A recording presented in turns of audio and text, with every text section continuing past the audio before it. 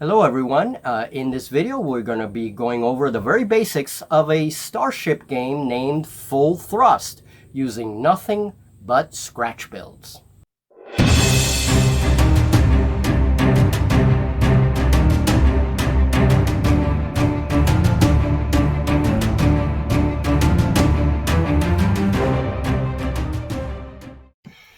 Hello everyone, welcome to MJ Hobby Corner. I am MJ. I will be your primary host for this video. Julie will join us later in the demo. In this video, we will try to look at some of the more important rules of full thrust.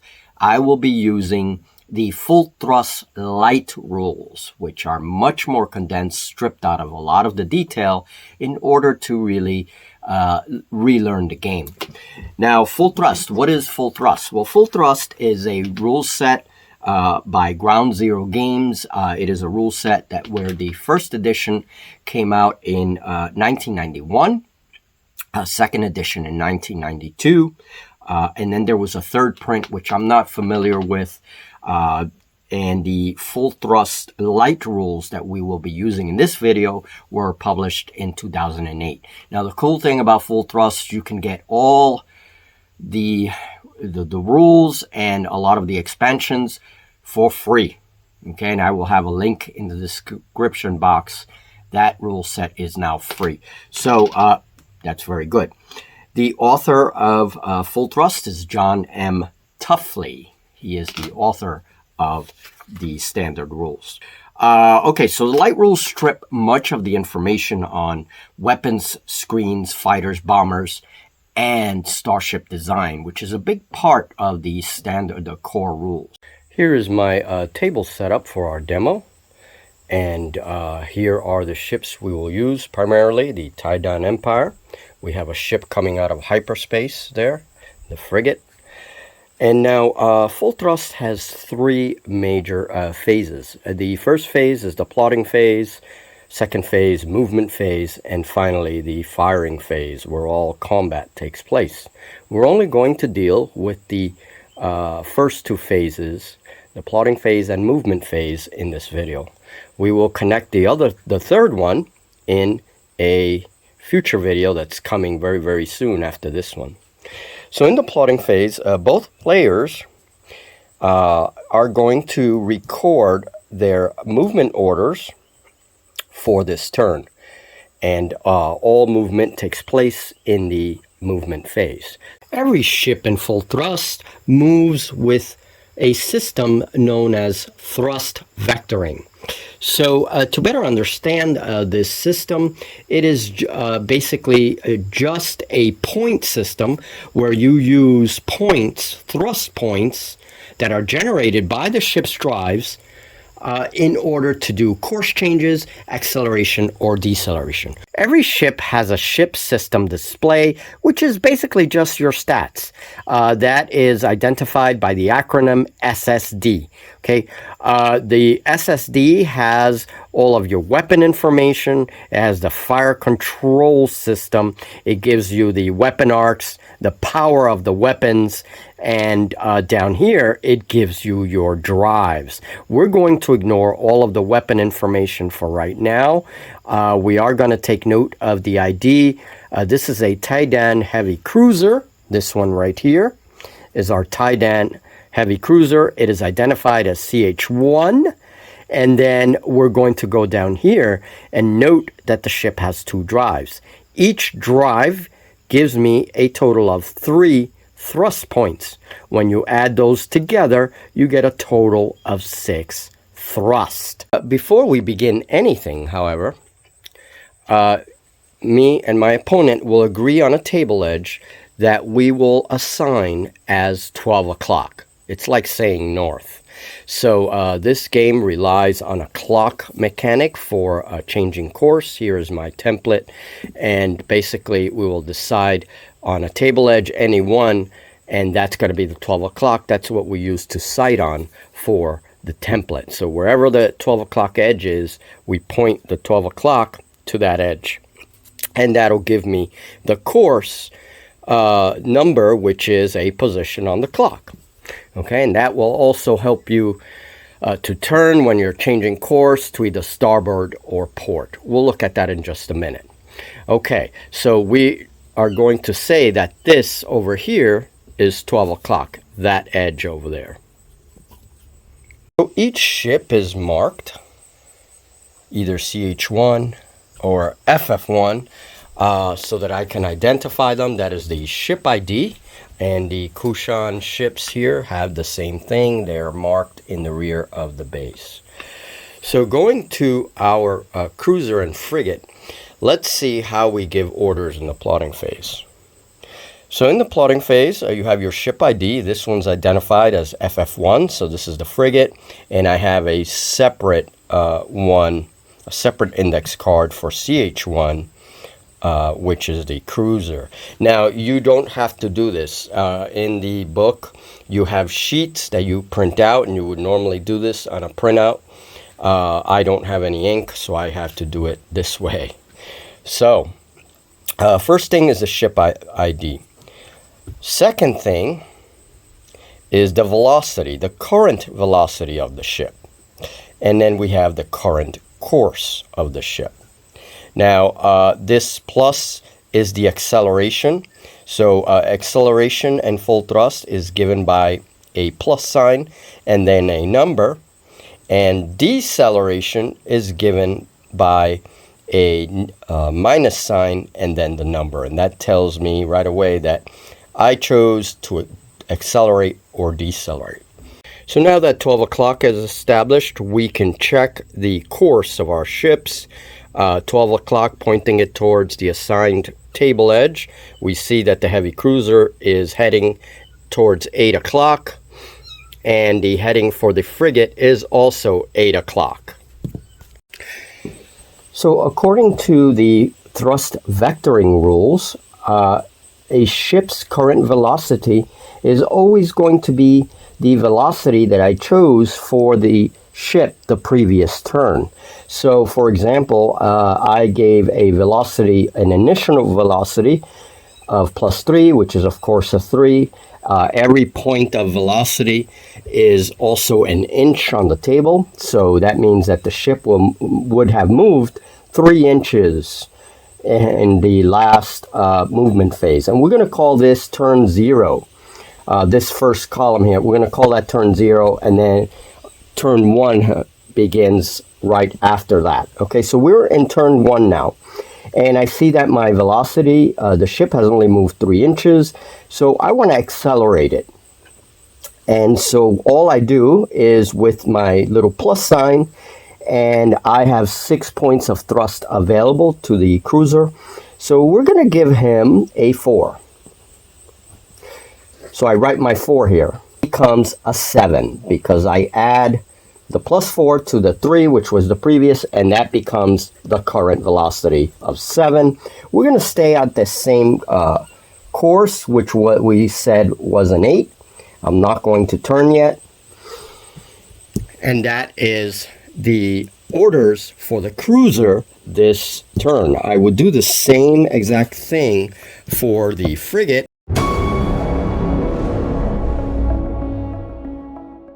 First order, I'm going to go with my heavy cruiser, and my first order says I accelerated the ship 4. It had a previous velocity of 3, so it is now a total of 7 thrust applied. So it is going to move 7 inches, and the course remained the same, no turns. Now the ship is close to an asteroid there.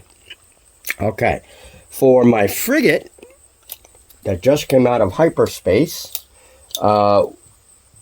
it is 5 inches because the previous was 4 and I added 1 acceleration, so it becomes a 5.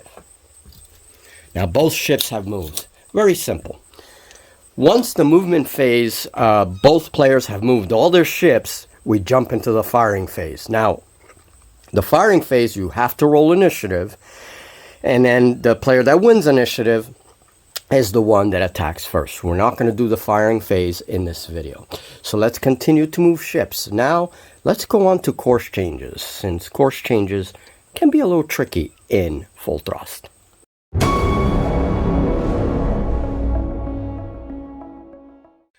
So according to the thrust vectoring rules, we can only use half of our total thrust points for course changes. So in the case of the heavy cruiser, it has 6 total thrust points from each of the drives.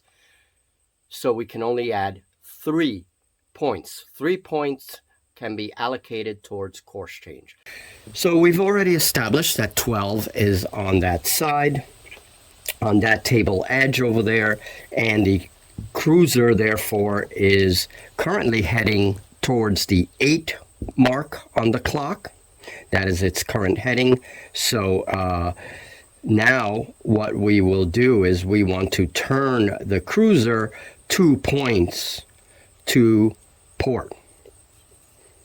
To determine port and starboard, another thing that you could do is point the 12 directly over the bow of the ship. As long as you know where your bow is pointing, you can determine starboard and port. Starboard will always be clockwise and port will always be anti-clockwise. But it works this way as well. So turn to port will be this way around the clock. So the ship would be turning from 8 to 6 o'clock. And that's a 2-point turn. So I want to do a turn to port. Do I want to keep the same velocity? That is a good question. I think I'm going to give it a -2 velocity just to show deceleration. So now the 2 is subtracted from the 7, which gives a new current velocity for turn 2 of 5. The heading is what's going to change, and we just said we want a 2-point turn to port. So I'm going to write a little comma and put a 2p. This tells me right away that the ship is going to be turning, and the new heading is going to be 6 o'clock. On an 8 heading, that was the course. So we're going to move it 1 point, which makes it 7. It is now on heading 7. We pivot once. Now we move half of the current velocity, which for this turn, we said that the current velocity is a 5. So 2.5, roughly 2.5, moves forward, and then we can execute our remaining course change from a 7. Make sure we put the 7 towards the bow, the 12 that way. And then we move our remaining course point to 6. And finally, we move the rest of our movement, which is another 2.5. And that completes the turn. So what happens now if my cruiser wants to do a 3-point turn?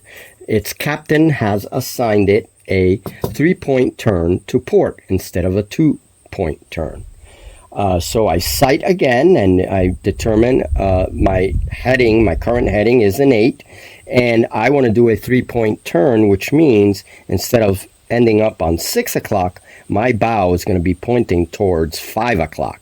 So we're going to pivot all of these numbers until we get to the 5. So how does that work? Technically, you are rounding down for the first pivot, and you round up for the second pivot. Now,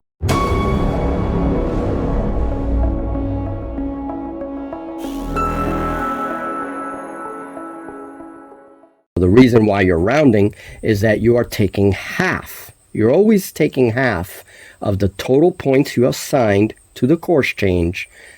You're taking half, then rounding down in the beginning pivot and rounding up in the second pivot. So it's the exact same thing we did for the 2-point turn. Okay? Except we are looking at it now from the point of view of rounding down, rounding up, because it is an odd number that we chose. So it turns its 1 point. It is now at the 7 heading. It continues half of its movement again. Its current velocity is 5, so half of 5 is 2.5. Sorry, I gotta move it another. There we go. So it moves forward. Now that it is on course 7, it can move the remaining 2 points that we assigned and roughly turn it towards the heading of 5. And then it moves its final 2.5 forward. Now, what happens when a ship nears a table edge? Well, in full thrust, if a ship ends up by accident moving off the table, it is taken out as a casualty. So you have to be very careful when you're accelerating not to have the ship skip off right off the table. Let us move that frigate that is coming out of hyperspace and give one more example. So for the frigate, it is now the movement phase of turn 2. We've already done the plotting phase. And so now in turn 2, we are going to give the ship a -1 deceleration. From a 5, the previous turn, it goes to a 4. And that will be the current velocity because of the deceleration. And then we have a 2-point turn to port with a final course heading of 6 or 6 o'clock. So let's see if we can execute that now during the movement phase. Okay, so we are going to go 8 to heading. No, it was traveling on 8. We are going to pivot towards the 7. That is our first point. And then now we're going to move half of our starting velocity of our current velocity, which is 2, since we have a 4 total. And now it's going to pivot again to port to get us to the 6 o'clock heading. Make sure, yeah, there we go. That's 6 o'clock heading. And now we can finish its move by moving the final 2 inches that were left over. And there is the new heading and speed for the frigate. Now, if we want to accelerate a lot later, we can give it 4 thrust points. We can give it 6, 7, whatever we want. But then that ship is going to zoom forward, and there is a risk that we'll either crash into something or we go right off the table edge. So I hope that this has helped. We went over turning, course changes, and we also went over velocity, increasing velocity or decreasing velocity. So let's see if we can continue a turn or two with Julie.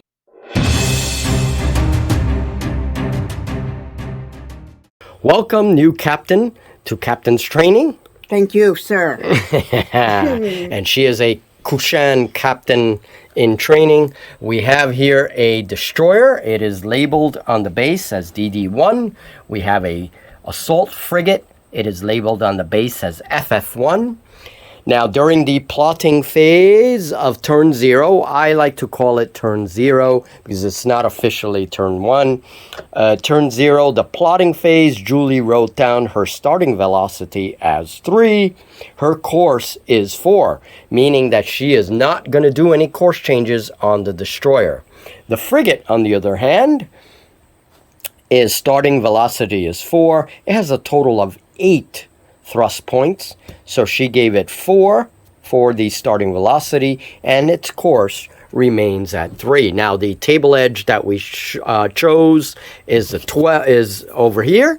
That's going to be the 12. That's what we're going to sight on. So for the destroyer, we put the template over it, and we see, yeah, it's roughly 4. I mean, it's a little off, but it's roughly 4.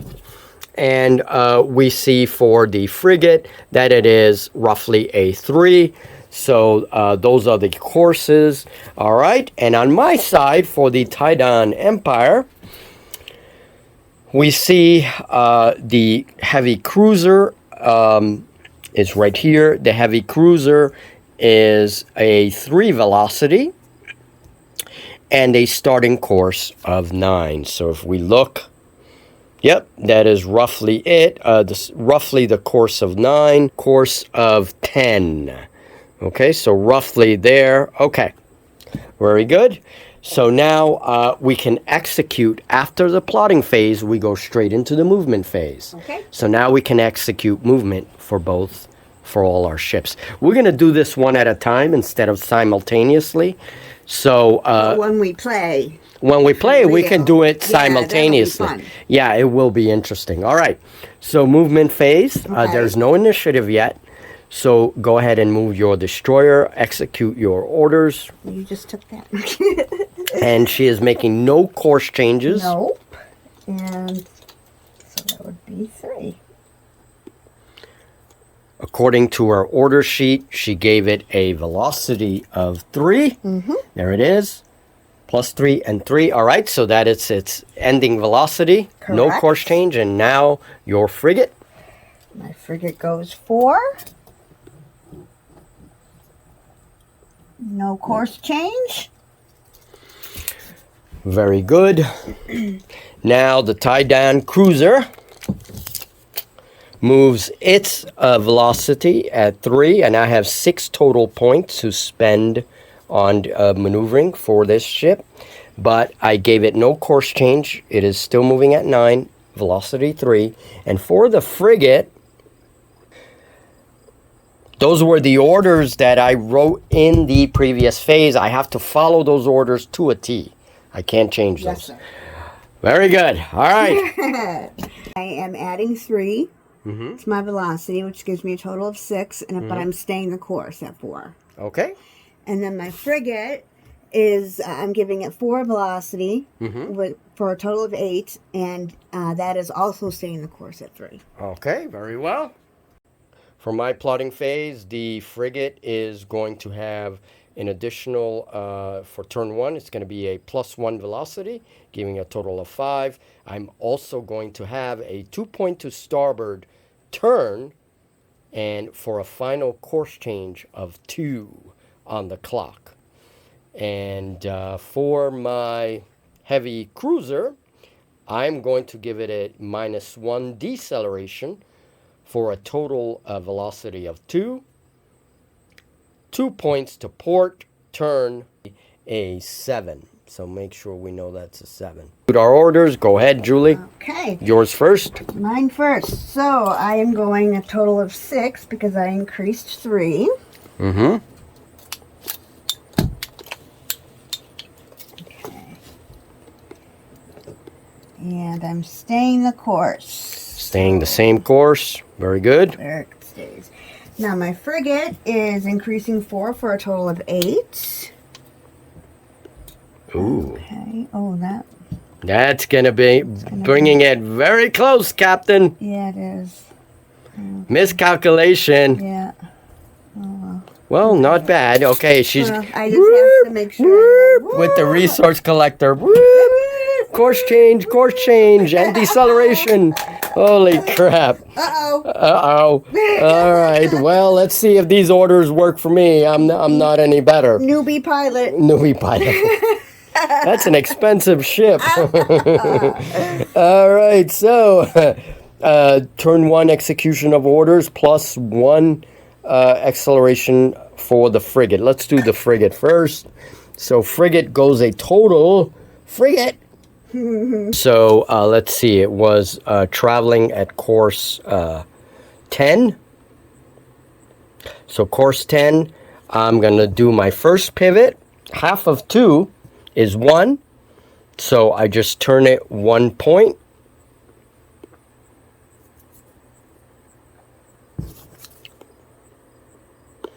Roughly to the 11 mark of the clock. Now it's going to move half its current velocity, which is 2.5. I don't believe you round velocity. You only round your turning points.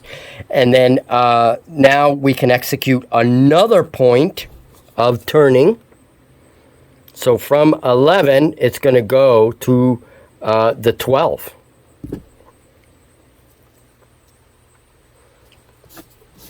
And now it's going to moving this giant cup in space. It's going to move. The giant cup-shaped space station. The giant cup.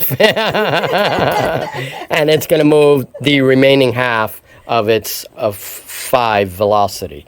So that's where the Titan ship ends up. And now the heavy cruiser, I gave it a -1, a deceleration, so that the total velocity is now a 2 instead of 3. Remember, it's traveling at whatever velocity it was traveling the previous turn. So now it is 2, and then a 2-point to port turn. So, because we have a turn involved, this movement phase, the ship will do 1 point turn, because it's half of whatever you choose. It's going at 9, so it's going to go to 8 roughly. Let's make sure that is an 8. Yeah, it's a little bit off, so we're going to fix it. There we go. So an 8.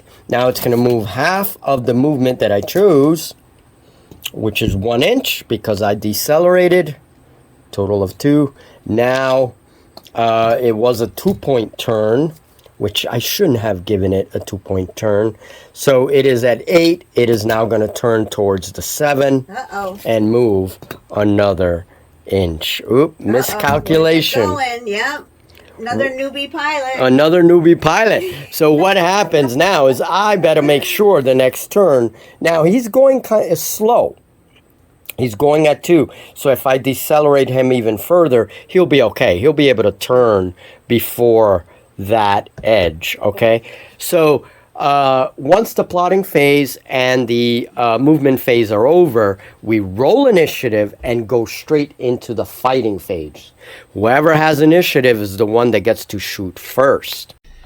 All right, so that was an example of the plotting phase of a couple of turns, turn 0 and turn 1, the plotting phase and the movement phase. Now, if we were playing a real game, a full game, you would have plotting phase, movement phase, and then you roll initiative and go into the firing phase. Whoever won initiative gets to shoot first. We didn't do that because we're learning how to move and maneuver first. All right? Next video, we will go into firing and how weapon systems work in full thrust. We only deal with beam weapons and torpedoes in the full thrust light. Okay? Okay. So, Julie, how'd you do? How'd you like it? Well, tell me, how'd I do? Did very well, I think. She's Captain? she's gonna be a tough opponent. I liked it. It's a lot of fun. And you kind of had me worried because you kept saying how not complicated it was. What was it? Complicated. You said it was complicated. And I don't think it is complicated. There you go. There you go. A captain has spoken. Thanks to our training, she is now certified, and now we can continue to the firing component of the game in the next video. Why are we doing this? We are going to have a week of Starship battles sometime in the future. 4 different games that I have in my library. I don't know how many of those. We would probably choose 2 of those 4 games. Full Thrust, Stars and Lasers, Battlefleet Gothic, and Warfleets FTL will be part of a week-long series of battles where we explore these games very briefly. Explore maybe a game, maybe choose 2 games and do a couple of battles or a battle for each. Patrons and members will also see bonus videos on scratch building the starships that we'll use for Fleet Week. All right, so you can consider that if you want to help us out, patrons and members. All right, so that's it for this video. Thank you very much. Hope you liked it. Hope you like it, and I hope if you stuck through the video, then you too are certified as a captain for Full Thrust. That's right. Thank you for hanging in there. We'll talk soon. Take care, everybody.